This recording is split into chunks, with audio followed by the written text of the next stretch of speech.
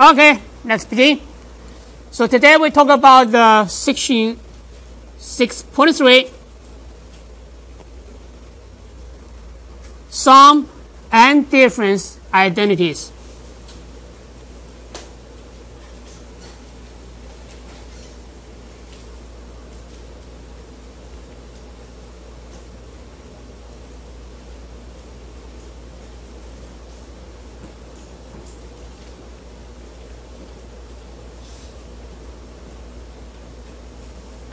So by now, we have seen a lot of identities.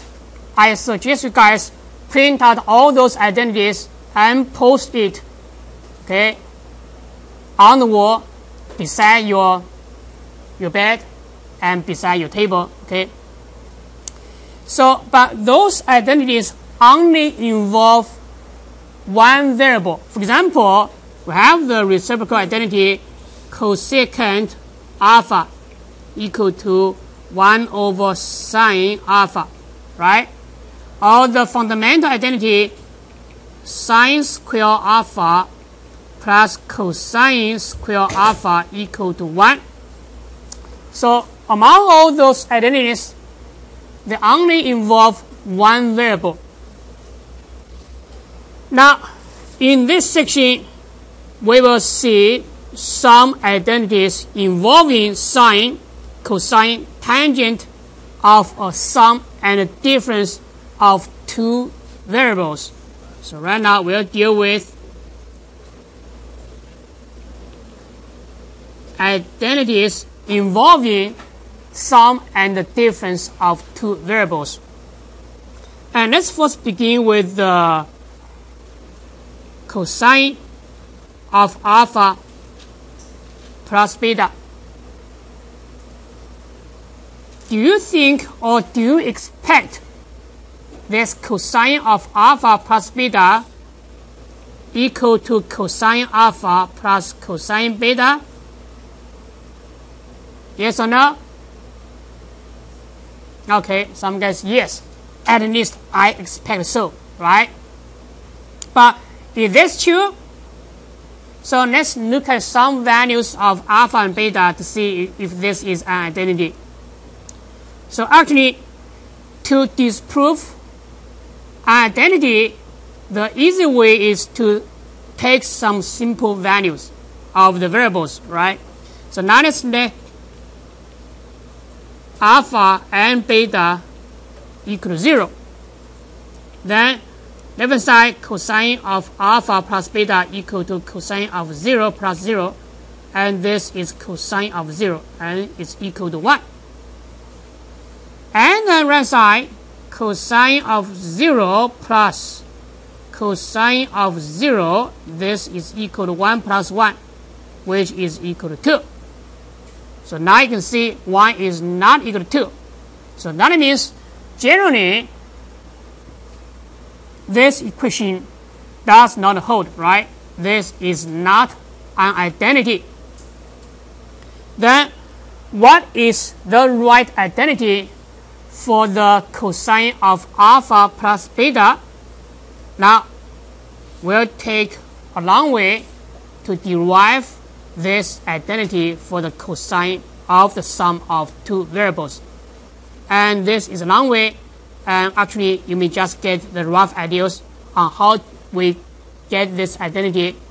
And if you can't get it, it doesn't matter, so you may just need to memorize the result. Now let's look at the graph. Now suppose we have angle alpha in the standard position, and then we have angle alpha plus beta also in this standard position, and the angle negative beta in the standard position. And their terminal side intersect this unit circle at A, B, and C. For example, for the angle alpha, we know the x-coordinate of the point of intersection is the cosine of this angle. So we have the cosine alpha as the x-coordinate, right? And then the y-coordinate is equal to sine alpha. Then for this point B, which is the point of intersection of the terminal side of the angle alpha plus beta.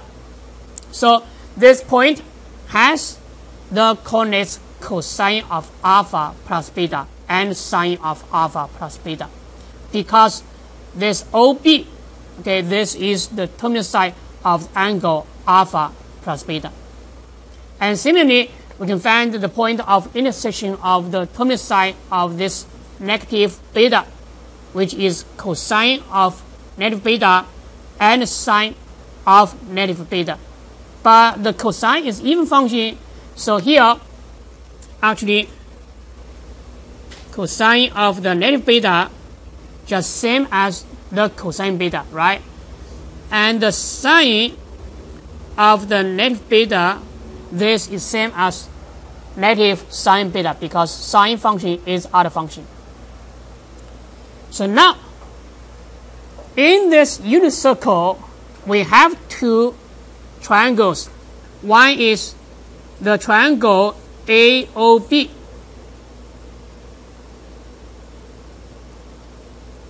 okay, and in this triangle we have angle AOB equal to hold on.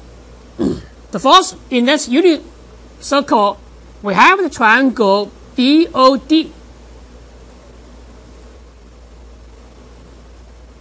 and in this triangle we have angle BOD equal to, okay, BOD equal to alpha plus beta, right? The angle BOD is equal to alpha plus beta.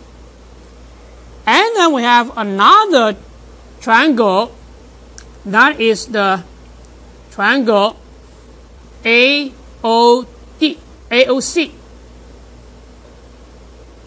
okay, AOC.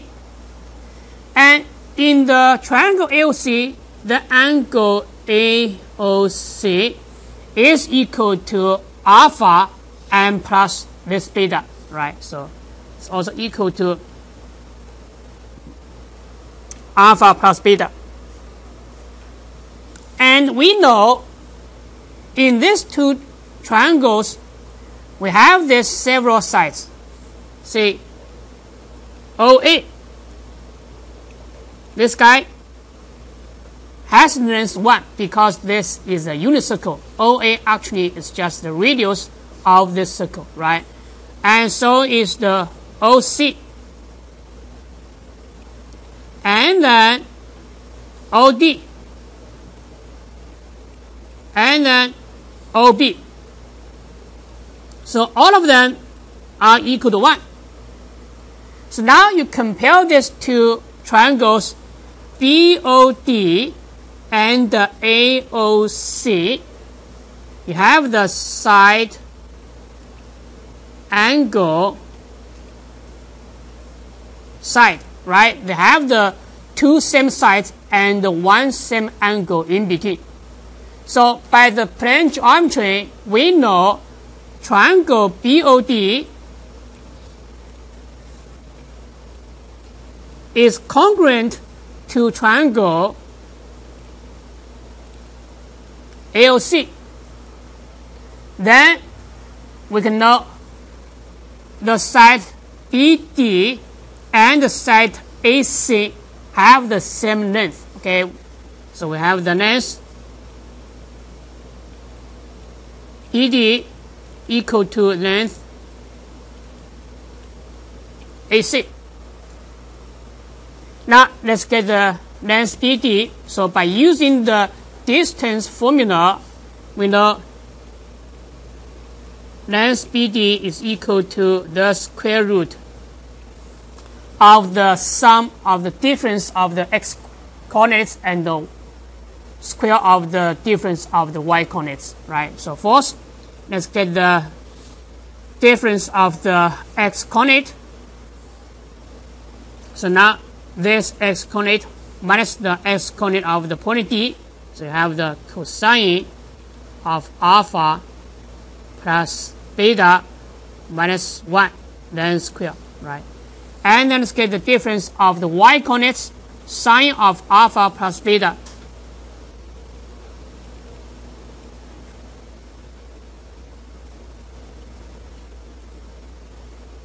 And then minus the y coordinate of the point D, so that is 0.